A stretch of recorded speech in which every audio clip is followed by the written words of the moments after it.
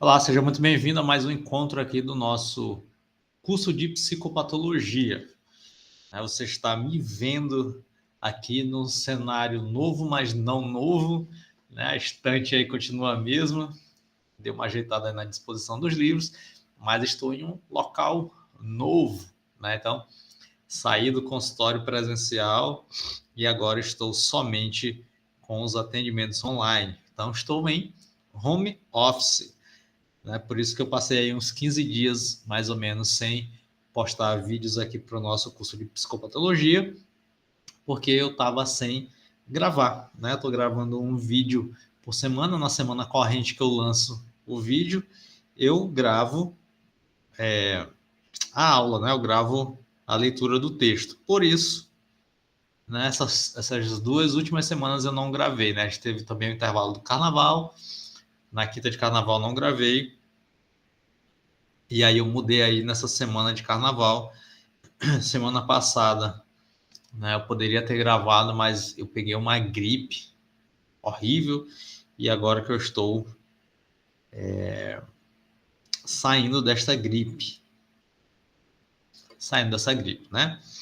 Então, vamos lá para essa semana agora. Então, segunda semana após carnaval, a gente retomar aí o nosso curso de psicopatologia. Estou no home office, seja muito bem-vindo e vamos dar continuidade ao nosso curso de psicopatologia.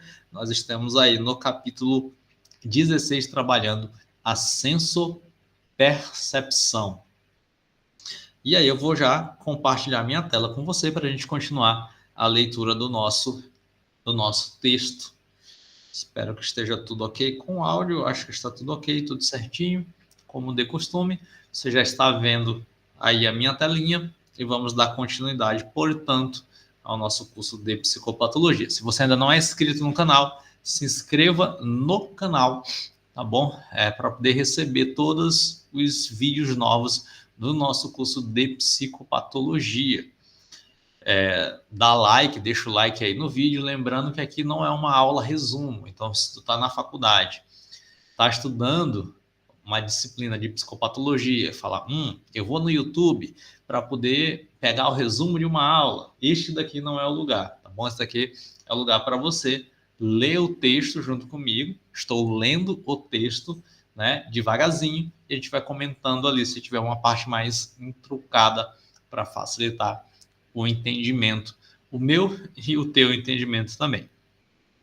Então, hoje nós vamos trabalhar, portanto, né, aí as alterações da sensopercepção. Deixa eu apagar aqui e vamos usar aqui o nosso marcador. Eita, quase eu derramo o meu café.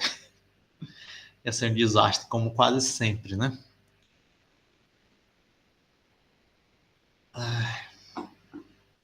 Cafézinho tá bom. São 12h51. Hoje eu já terminei todos os atendimentos do dia. Atendi só pela manhã, 3 sessões pela manhã. Agora à tarde tinha uma marcada, mas a paciente desmarcou.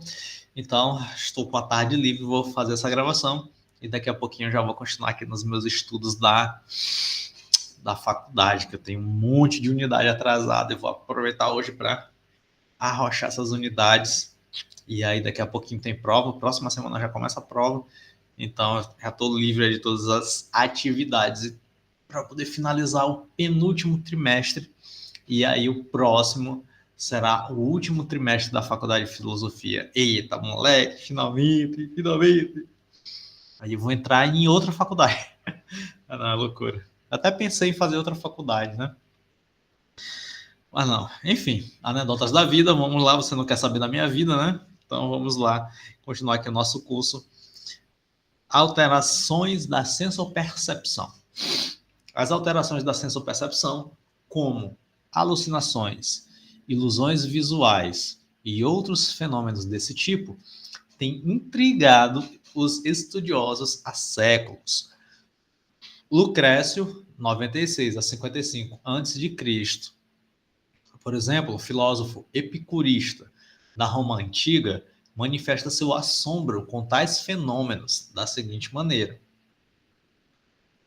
donde provém a alma e qual é a sua natureza e quais são essas coisas que, vindo ao encontro da gente acordada, mas abalada pela doença ou mergulhada no sono, aterrorizam os espíritos, dando-nos a ilusão de que estão diante de nós e os podemos ouvir, aqueles cujos ossos tocados pela morte se encontram recobertos de terra, né? Então, isso aqui é um relato de Lucrécio. Eu vou pedir só um tempinho para você, que eu vou pegar outra cadeira aqui. A minha cadeira de escritório está muito inclinada, e aí eu não quero ficar para trás, eu quero ficar mais retinho aqui. Então, dá só um minutinho aí, rapidão.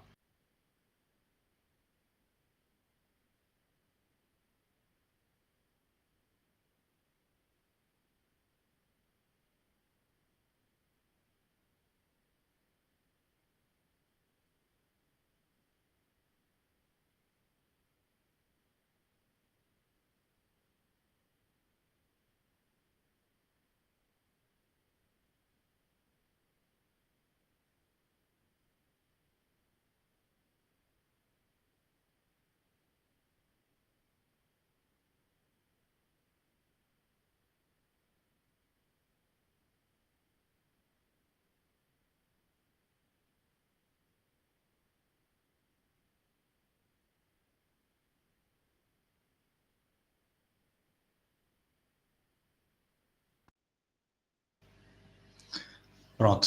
Acho que essa cadeira aqui ficou melhor. Apesar de eu não ter o encosto também, mas vamos lá. Então, o Lucrécio aqui ele já tinha essa descrição fenomenológica, né, das alucinações. Então, aqui ele está descrevendo fenomenologicamente, né, essa impressão que eles tinham acerca dessa alteração da sensopercepção, né? Então, você percebe que a alteração da sensopercepção não é algo moderno, vamos dizer assim, né? Então, desde que o homem é homem, esse fenômeno acontece, esse fenômeno existe.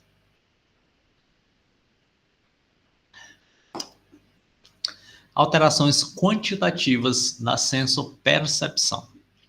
Nas alterações quantitativas, as imagens perceptivas têm intensidade anormal, para mais ou para menos, configurando as hiperestesias, hiperpatias, hipoestesias, anestesias e analgesias. Eventualmente, esses termos são empregados em neurologia com um sentido um pouco diverso do utilizado em psicopatologia. Então, vamos aos termos para você aprender aí e nunca mais esquecer esses termos. A hiperestesia, no sentido psicopatológico, é a condição na qual as percepções encontram-se anormalmente aumentadas em sua intensidade ou durações. Então, tudo que é hiper é demais, tá bom? Então, elas são aumentadas em sua intensidade ou duração. Então, são as qualidades da hiperestesia. Os sons são ouvidos de uma forma muito amplificada. Em alguns encontros para trás, né, eu falei da questão, né, da sensibilidade aumentada em relação aos sons de pessoas ali, por exemplo, com transtornos de ansiedade, né? Os sons são ouvidos de forma muito amplificada. Um ruído parece um estrondo. As imagens visuais e as cores tornam-se mais vivas e intensas. A hiperestesia ocorre nas intoxicações por alucinógenos, como a dietilamida do ácido lisérgico, o famoso LSD. Eventualmente também após a ingestão de substâncias como cocaína, maconha, armina, armalina, estas duas últimas contidas na beberagem, ayahuasca, né? Aquele chazinho famoso, chá alucinógeno, né? De uso ritual das religiões Santo Daime e União do Vegetal, em algumas formas de epilepsia e na enxaqueca.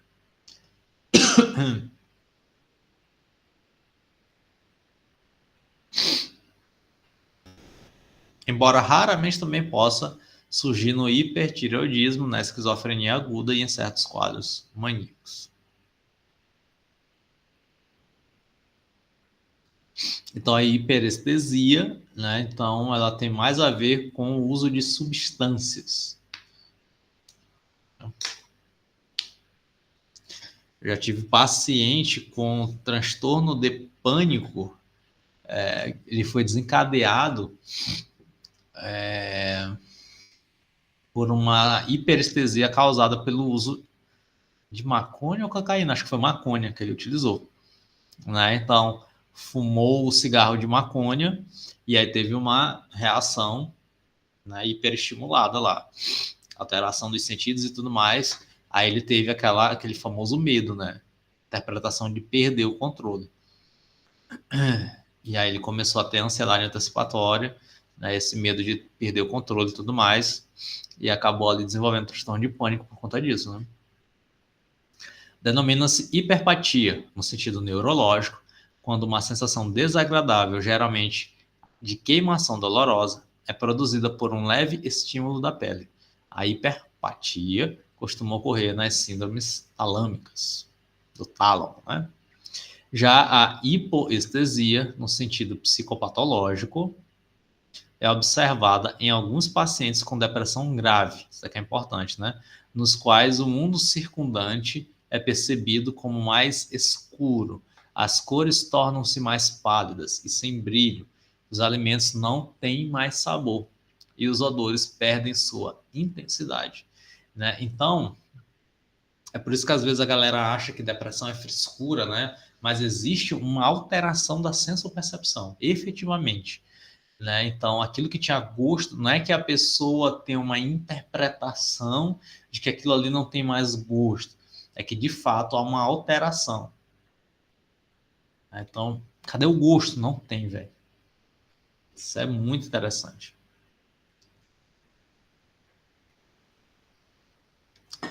Porque isso só reforça essa unidade biopsicológica que é o ser humano, né? As hipoestesias táteis, com sentido neurológico, são alterações localizadas em territórios cutâneos de inervação anatomicamente determinada, compondo as chamadas síndromes sensitivas, de interesse na neurologia clínica.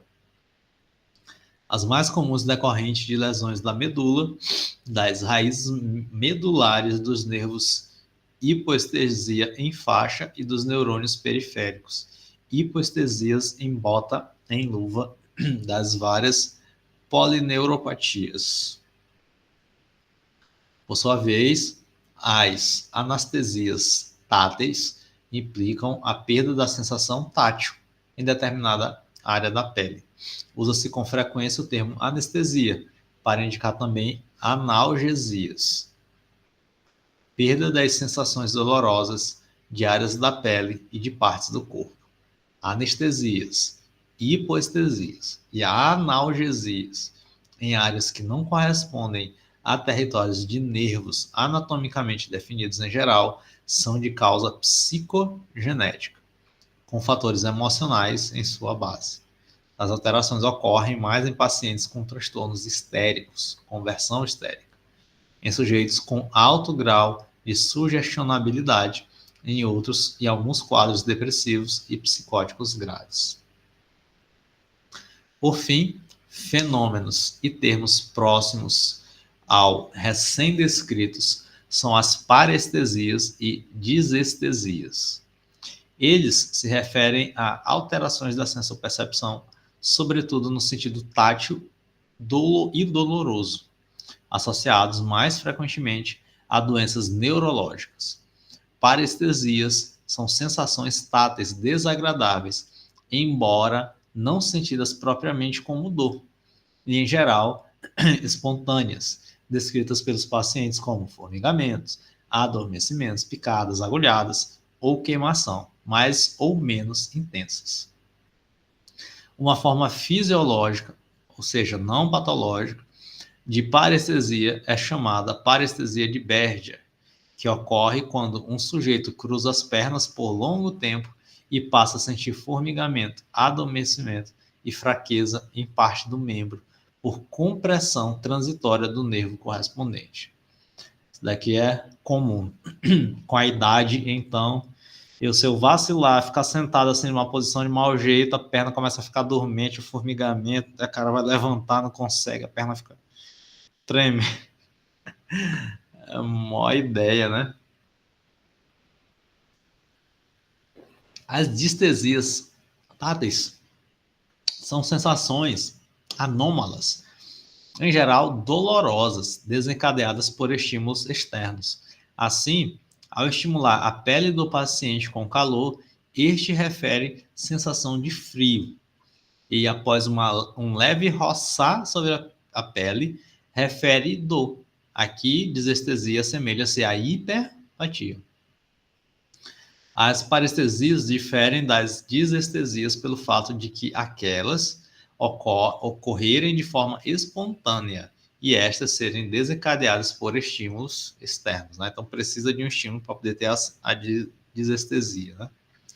Parestesias e disestesias ocorrem em doenças dos nervos, como neuropatia diabética periférica, mononeurite diabética, neuropatia por carências nutricionais ou outras neuropatias de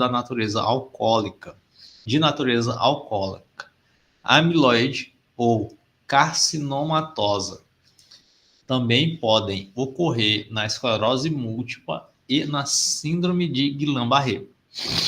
Algumas disestesias e parestesias corporais, quando de origem não neurológica, podem acometer pacientes com transtornos conversivos, quadros hipocondríacos graves, quadros ansiosos com marcante somatização e, ocasionalmente, indivíduos submetidos a estados emocionais intensos.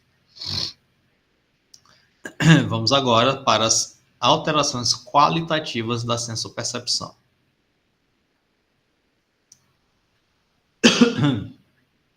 As alterações qualitativas da sensopercepção são as mais importantes em psicopatologia. Compreendem as ilusões, alucinações, alucinose e a pseudo-alucinação. Isso daqui é muito importante, né? Isso aqui é uma das aulas mais bacanas que a gente pode ter na faculdade, né? Não no sentido de efeito daquilo que pode acontecer numa pessoa, né? Mas no sentido de fenômeno mesmo, né?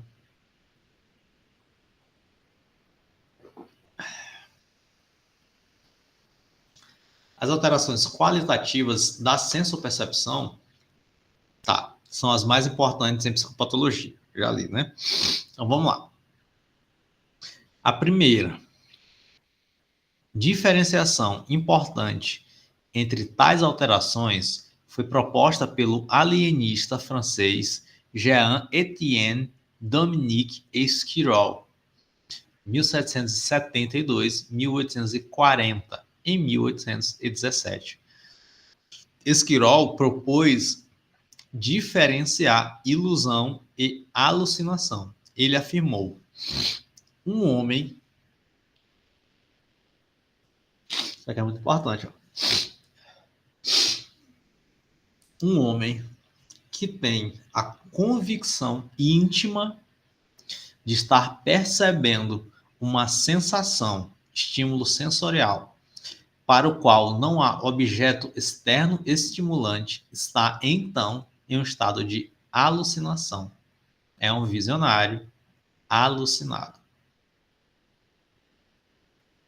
As alucinações, prossegue Esquirol, não são falsas sensações, ilusões dos sentidos, percepções errôneas ou erro de sensibilidade orgânica.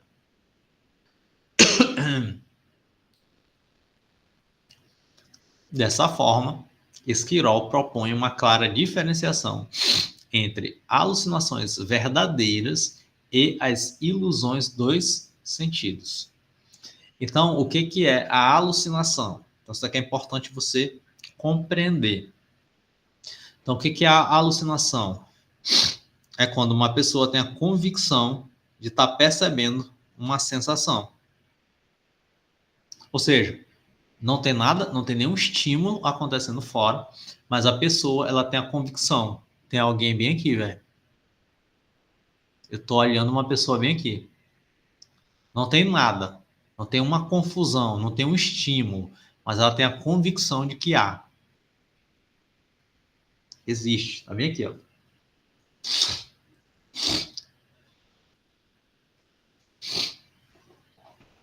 Então, isso é o que a gente pode chamar de alucinação.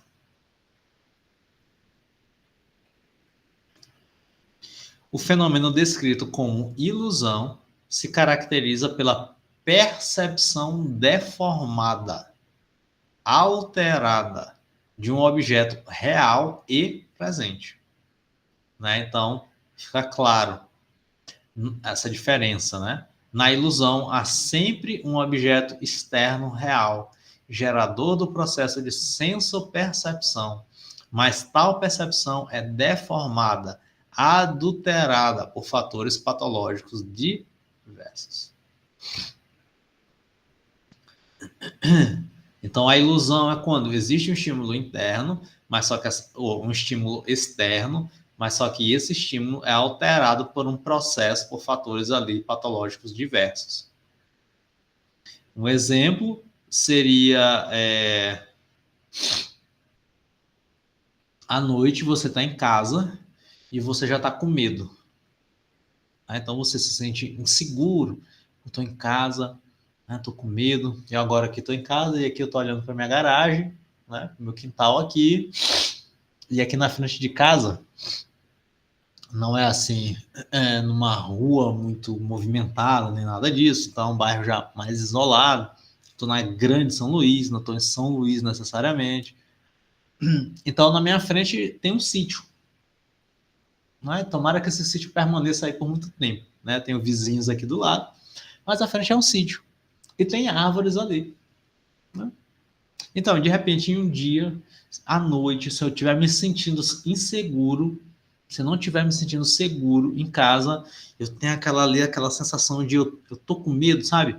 Eu tô com medo, e aí eu começo a olhar pro meu terraço aqui, pra minha garagem, e eu começo a olhar para a árvore, e o vento bate na árvore, começa a balançar a árvore, mas como tá tudo muito escuro, né? Então eu começo a ver um monstro. Isso é uma ilusão. Né? Então, há uma ilusão. Né? Então, há uma percepção deformada. Né? Então, existe um objeto real presente, né? Mas ele está sendo deformado, ele está sendo adulterado, né? Por um fator patológico diverso. Né? Por exemplo, o medo. Então, é um fator que pode gerar muita alteração da percepção. Então, a gente tem essa diferença clara. Então, é muito importante para você entender isso. A alucinação da ilusão.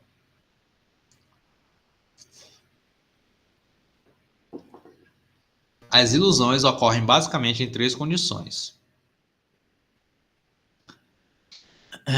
Estados de rebaixamento do nível de consciência por turbação da consciência. A percepção torna-se imprecisa, fazendo os estímulos sensoriais reais serem percebidos de modo deformado. Estados de fadiga grave, né, ou inatenção marcante. Podem ocorrer ilusões transitórias sem muita importância clínica. Alguns estados afetivos graves, por sua acentuada intensidade, o afeto pode deformar o processo de senso-percepção, gerando as chamadas ilusões catatímicas. Né? Estado afetivo, medo. É um exemplo que eu dei aqui para você. Deixa eu fechar aqui um pouquinho para poder minha cara não estourar. Ainda não comprei a minha persiana. Então, a minha persiana é um lençol. É um lençol aqui que eu improvisei.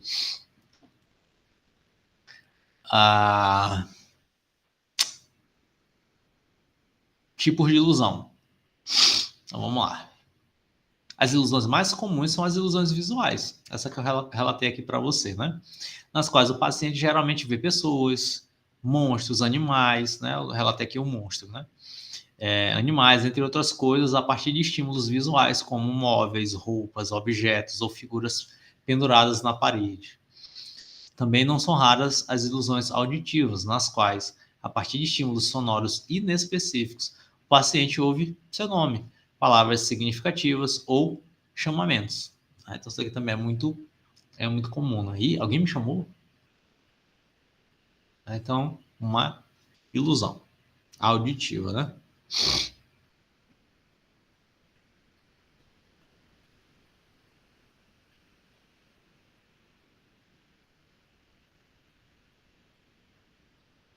Esse detalhe aqui de quê? Pera aí.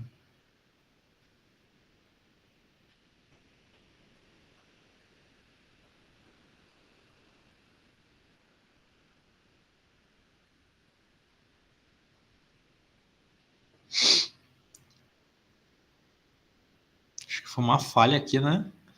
Ilusões em diferentes transtornos mentais. Eu não sei se isso daqui é um subtópico. Isso daqui é uma falha de impressão, né? Vamos lá. As ilusões são encontradas com maior frequência nos quadros de delírio, em que há o rebaixamento do nível de consciência e, consequentemente, distorção do processo perceptivo. Há nessa síndrome, né, uma perturbação da capacidade de perceber com clareza, ficando o indivíduo mais suscetível a experimentar as ilusões dos sentidos. Por exemplo, um crucifixo na parede parece um morcego pronto para atacar o paciente, né? Ou uma roupa pendurada no cabide parece uma pessoa ou um monstro que irá atacá-lo. Eu estava tentando lembrar de algum filme que tem alguma cena de ilusão, mas agora não veio nenhum na minha cabeça.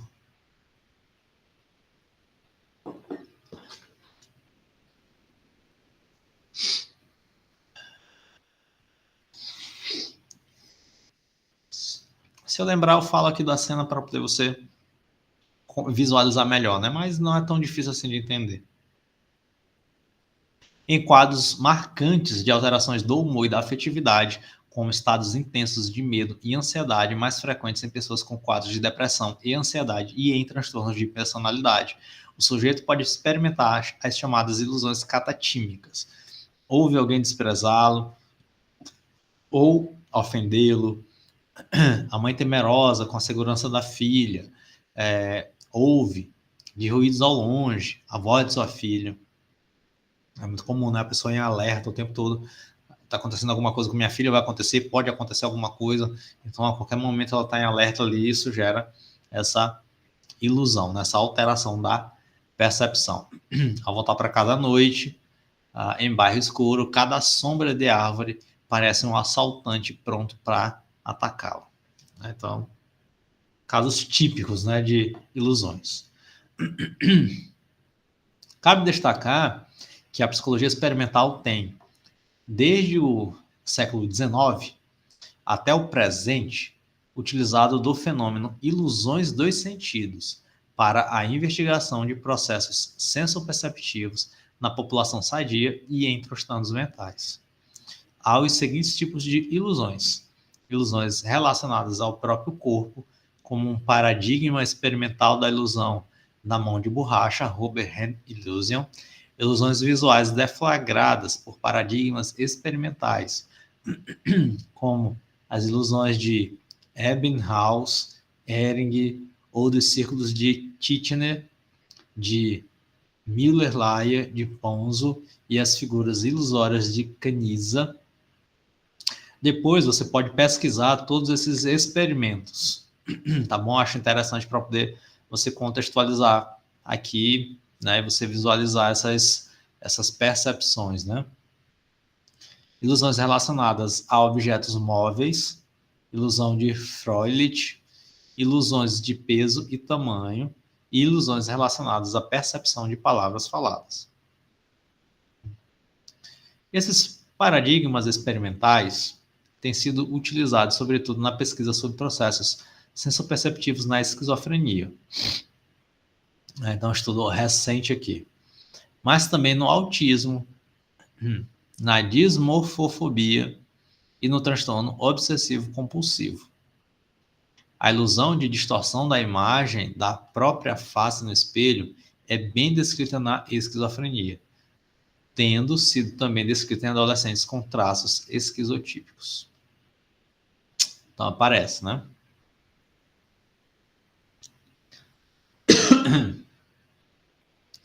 Alucinações. Define-se a alucinação desde a primeira metade do século XIX, a época de Esquirol, como a percepção de um objeto sem que este esteja presente, sem o estímulo sensorial respectivo. Há aqui certa dificuldade conceitual. Se a percepção é um fenômeno sensorial que obrigatoriamente inclui um objeto estimulante, as formas de uma bola, o ruído de uma voz, o odor de uma substância química e um sujeito receptor, como pode-se falar de percepção sem objeto? Né? Então aqui a gente tem um problema conceitual, né? Um problema filosófico. Né? Se a percepção engloba um objeto, então como é que eu posso ter a alteração dessa percepção sem um objeto? Entretanto, a clínica registra indivíduos que percebem perfeitamente uma voz ou uma imagem com todas as características de uma percepção normal, mas sem a presença real do objeto. Eis um desafio conceitual que a patologia mental coloca à psicologia normal. Né?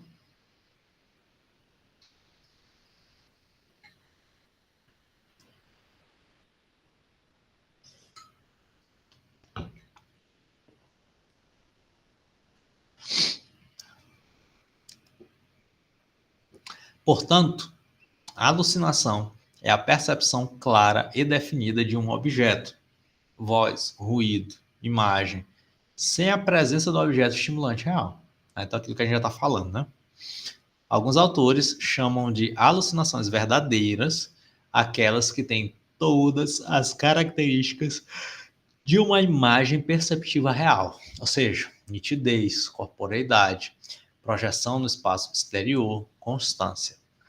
As alucinações, na grande maioria dos casos, são percebidas pelos dois ouvidos, dois olhos, duas narinas.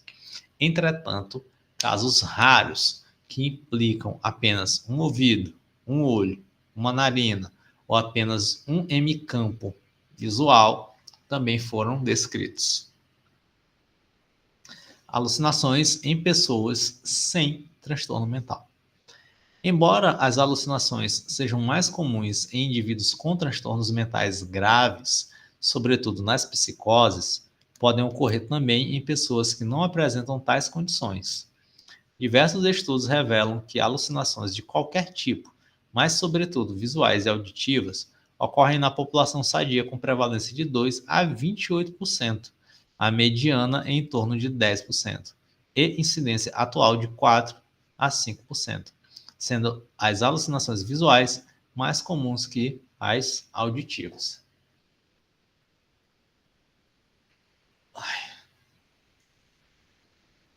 Na África do Sul, um estudo com 4.250 indivíduos da comunidade revelou que 12,5% apresentavam alucinações. Um número bem grande, né? Essas pessoas tinham mais dificuldades em seus papéis sociais, mais buscas de serviços de saúde e mais tendências suicidas, revelando o significado clínico de tal fenômeno em populações não clínicas. As alucinações em populações não clínicas podem, dessa forma, implicar formas atenuadas, ainda sem expressão clínica, de psicoses, fases pré-clínicas, que procedem o eclodir de psicoses. Então, entretanto, podem ainda não estar no contínuo com a psicose clínica, mas associadas à ansiedade e depressão, ou ainda não ter qualquer significado clínico, e sim significados culturais. Né? Então, é muito importante você ouvir, né, na clínica, se você vai trabalhar com clínica, mas você ouvir na clínica esse tipo de sintoma, né, fazer esse contexto. Né? Caso apareça alucinação e não não tenha ali um transtorno mental, mas é bom ficar observando, porque pode ser um caso pré-clínico, vamos dizer assim, né? Um sinal de alerta aí bastante claro de que há um processo de adoecimento, há um processo psicopatológico, tá bom? As diferenças das alucinações entre as populações clínicas, sobretudo de pacientes psicóticos e não clínicas, incluem: em populações clínicas, ocorrem com mais intensidade e duração do que nas populações não clínicas. As alucinações verbais ocorrem com mais frequência, sobretudo nas psicoses esquizofrênicas, e são percebidas como algo fora do controle e desprazeroso. Nas populações não clínicas, predominam as alucinações visuais em relação às audioverbais. Desculpa. As pessoas sentem que têm mais controle sobre as alucinações, e elas não são tão desprazerosas como nas psicoses. Além disso, parece haver mais alucinações em populações não clínicas que residem em áreas urbanas. Alucinações, estresse, ansiedade e problemas do sono. Alucinações muitas vezes geram desconforto, ansiedade e sentimentos negativos. Entretanto, há uma consistente linha de pesquisa que revela como humor e emoções negativas, ansiedade, estresse e disforias, em geral, têm o poder de desencadear as alucinações em pessoas vulneráveis. Assim, em uma ampla e cuidadosa revisão, Radcliffe e Wilson, 2016, mostram como a ansiedade pode ser um fator importante ao desencadear alucinações auditivas com vozes acusativas, humilhantes e ameaçadoras. Isso daqui é muito interessante mesmo.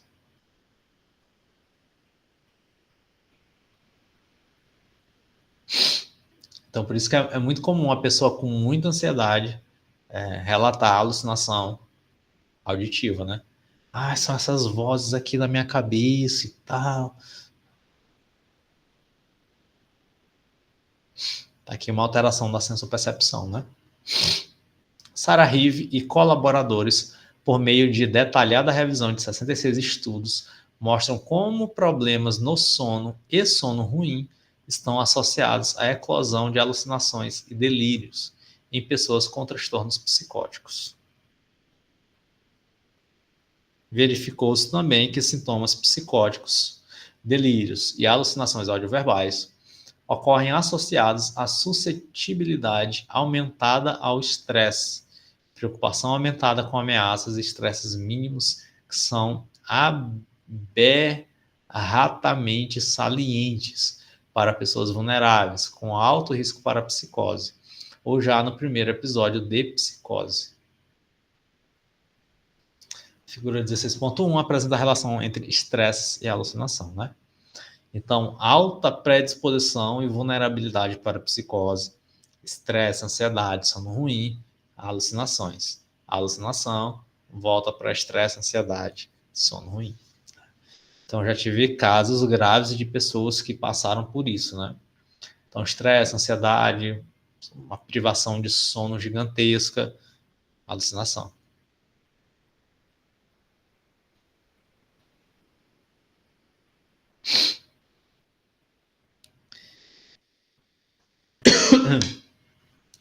Tipos de alucinações mais importantes na clínica.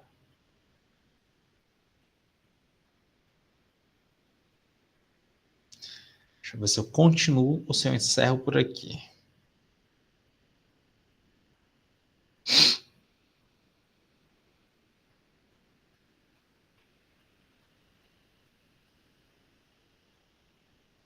Deu 40 minutos.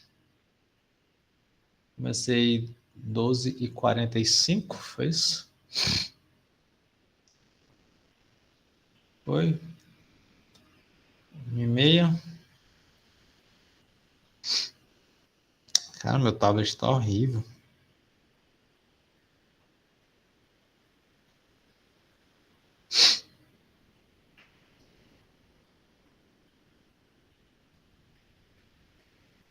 Vamos lá, vou continuar.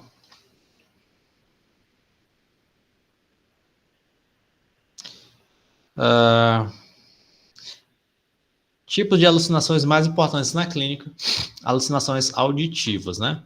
As alucinações auditivas são o tipo de alucinação mais frequente nos transtornos mentais, mas não nos transtornos neurológicos, nos quais preponderam as alucinações visuais. Elas podem ser divididas em simples e complexas, né? As alucinações auditivas. Estas de maior interesse à psicopatologia. As alucinações auditivas simples são aquelas nas quais se ouvem apenas ruídos primários. Elas são menos frequentes que as alucinações auditivas complexas. Alucinações auditivas simples, tínitos. A principal forma de algo que poderíamos chamar de alucinação auditiva simples, audição de ruídos primários, é o tinnitus, ou tinnitus aureum. Ele corresponde à sensação subjetiva de ouvir ruídos em um ou nos dois ouvidos, mais frequentemente zumbidos, mas também, eventualmente, burburinhos, cliques, estalidos. Podem ser contínuos, burburinho, intermitentes, né? Vai, para, acontece, para. Ou pulsáteis. Nesse caso, o ruído pode ocorrer em sincronia com o batimento cardíaco, né? Pim, pim, tá? O tinnitus, em geral, é decorrente de doenças ou alterações do sistema auditivo, ouvido externo ou médio, cóclea, nervo acústico e de conexões auditivas centrais, sendo com frequência acompanhado de perda auditiva, hipoacusia, sensório neural ou de condução. A condição ocorre em 5 a 15% da população em geral, depois de 60 anos, de 8 a 20%, e em 3 a 5% da população, a gravidade é de tal monta que requer tratamento. Metade dos indivíduos que necessitam de tratamento afirma que a condição prejudica consideravelmente sua qualidade de vida. Em 93% de todos os pacientes com tinnitus, há perdas auditivas concomitantes quando avaliados por audiometria. E em 40 a 50% deles, há comorbidades psiquiátricas como ansiedade e depressão. O mecanismo que causa o tinnitus, ou tinnitus, já não sei aqui a entonação correta do latim, né? Parece latim isso daqui. Não foi totalmente esclarecido, apesar de problemas na cóclea desencadearem um quadro. Ele não é uma disfunção periférica do ouvido, e sim resultado de disfunção central no cérebro e nas áreas e circuitos relacionados com a audição. Aceita-se que haja no cérebro, aceita-se que haja no tinnitus mecanismos compensatórios pela deaferentação decorrente dos déficits auditivos das pessoas com a condição. A disfunção da conectividade entre as áreas auditivas do sistema límbico também tem ganhado sustentação em pesquisas. Um exemplo típico de patologia otológica com esse problema é a doença de Meniere, com a tríade tinnitus, perda auditiva e vertigem. O tinnitus também pode ocorrer em doenças cerebrovasculares, como lesões arteriais estenóticas, aneurismas e tumores vasculares. Quando persistente e grave, a condição requer avaliação otológica e neurológica cuidadosa. Alucinação auditiva complexa. A forma de alucinação auditiva complexa mais frequente e significativa em psicopatologia é a alucinação áudio-verbal, na qual o paciente escuta vozes.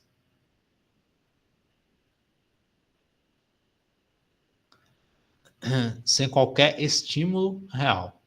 São vozes que geralmente o ameaçam ou o insultam. Muito frequentemente, a alucinação audioverbal é de conteúdo depreciativo e ou perseguição. Deve-se chamar a atenção para o fato de que, sobretudo na esquizofrenia, as alucinações audioverbais, com frequência,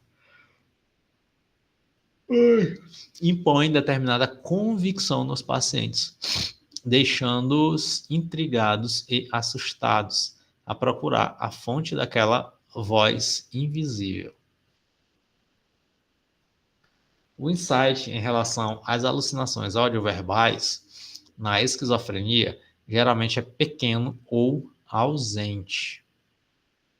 Os pacientes tendem a acreditar que tais vozes não são produto de um transtorno mental, mas uma realidade apavorante que se lhes impõe, bem como que elas devem ser produzidas pelo demônio, ou máfias ou grupos que estão contra ele ou querem destruí-lo.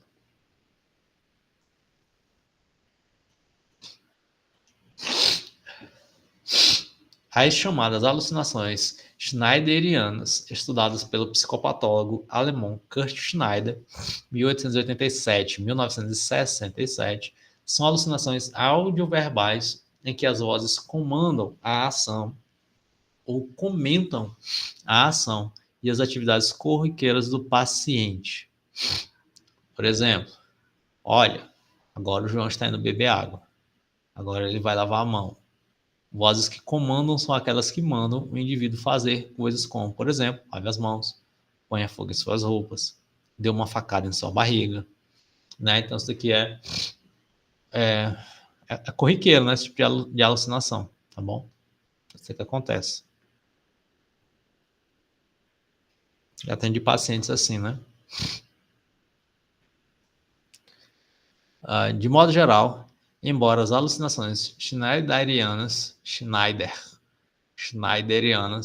não sejam mais consideradas específicas ou patognomônicas da esquizofrenia, elas ainda ajudam na prática clínica, pois indicam gravidade do quadro e associação frequente de mais de 95% das vezes de tais alucinações com delírios. Erkwood e colaboradores de 2002 identificaram em pacientes que obedecem às vozes de comando, muitas vezes com implicações gravíssimas, com risco de suicídio e homicídio, que isso ocorre quando a voz tem sonoridade de uma pessoa já conhecida pelo indivíduo. O paciente tem um envolvimento emocional com a voz. O indivíduo percebe que a alucinação como uma voz real que está ouvindo. O indivíduo percebe a alucinação como uma voz real que está ouvindo. Cabe mencionar também outros fenômenos muito próximos das alucinações audioverbais, característicos da esquizofrenia. São aqueles referidos como sonorização do pensamento ou eco do pensamento e publicação do pensamento. A sonorização do pensamento, do alemão, aí me quebra. Gedankenlaut werden, meu alemão tá bom, hein? Gedankenlaut werden, muito próxima do eco do pensamento, é experimentada como a vivência sensorial de ouvir o pensamento, no momento mesmo em que ele está sendo pensado. Sonorização.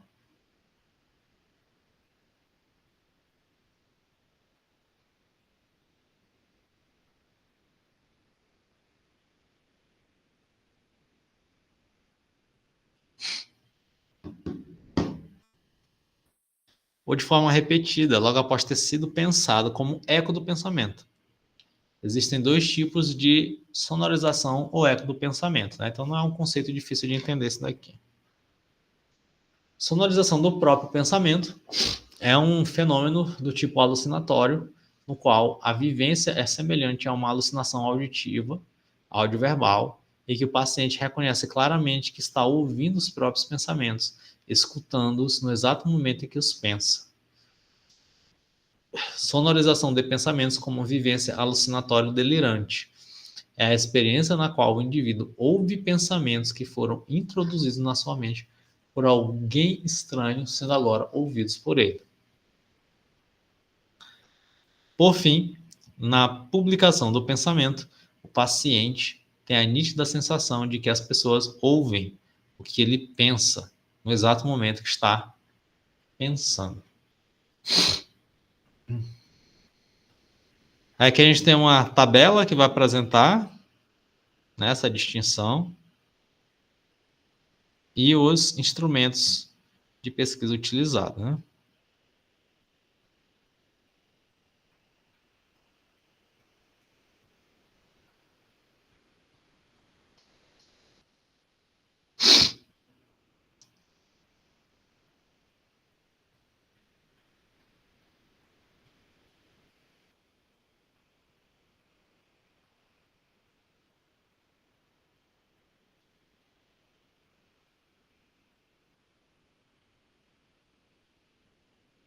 Como pode ser observado, as alucinações audioverbais ocorrem com maior frequência nos transtornos do espectro da esquizofrenia, com o paciente tendo convicção marcante da realidade das vozes que ouve.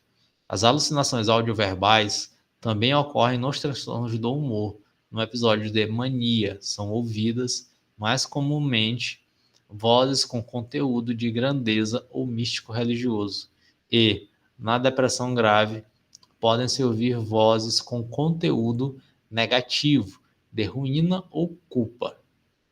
As alucinações audioverbais, que ocorrem tanto nos transtornos do humor, são classificadas em humor congruentes na depressão, vozes com temas depressivos, na mania, vozes com temas de grandeza. Ou humor incongruentes. O tema não tem a ver com o estado de humor do paciente. Por exemplo, vozes acusatórias na mania e vozes religiosas da virgem na depressão. Né? Então não tem a ver com o estado de humor. Né? Com relativa frequência, as alucinações auditivas também são experimentadas por pacientes com transtorno da personalidade borderline. Nos quadros neurocognitivos, as alucinações auditivas ocorrem mais na demência frontotemporal e na doença de Parkinson. Cabe lembrar, entretanto, que um quadro psicótico, quando se verificam alucinações audioverbais em pacientes com nível de consciência normal, alucinações com forte convicção, sem insight e crítica, havendo ausência de transtorno de humor, mania ou depressão, a hipótese que primeiro deve ser considerada é a de esquizofrenia.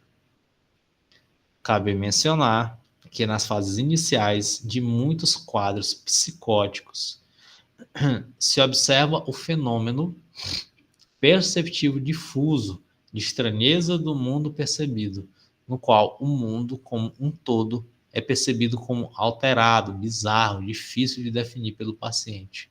O mundo parece que está se transformando, ou parece morto, sem vida, vazio, ou ainda sinistramente outro, estranho. Não se trata, ressalta o Binha, 1974, de erro de julgamento, mas, de fato, o próprio mundo é percebido de outra forma. A visão de mundo é que está alterada, e não o julgamento sobre ele. É um fenômeno psicótico muito próximo da desrealização.